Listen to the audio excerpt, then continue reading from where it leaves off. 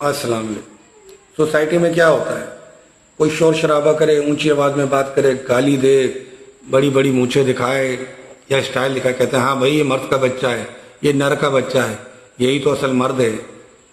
लोगों का मफहूम मर्द के बारे में क्या है कि ऊंची आवाज़ में बात करना, गाली देना या अपनी जिसामत दिखाना या उस पर अकड़ना या जोरे बाजू से दिखाना, ये मर्दांगी का एक जुज़ तो हो सकता है, ये मुकम्मल मर्द की बात नहीं है।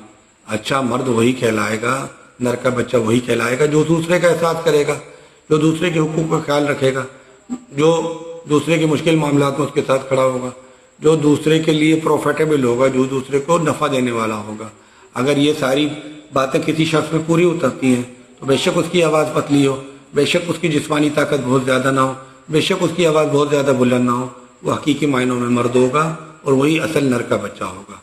तो इस हवाले से अपना कॉन्सेप्ट बदलें और देखें कि आप जिनको नर का बच्चा या मर्द का बच्चा समझते हैं, क्या उनमें ये बाकी खुसूसियात भी पाई जाती हैं? अगर पाई जाती हैं तो आप बिलाशुबह उन्हें मर्द के बच्चे का टाइटल दें, सलूट मारें, और नहीं पाई जाती तो अपनी सोच पर, अपने रवैयों पर, अपने सलूक पर गौर करें कि हम और आप कहाँ खड़े हैं, कौन नर का बच्चा है और कौन नहीं है। अल्लाह हाफ़िज़।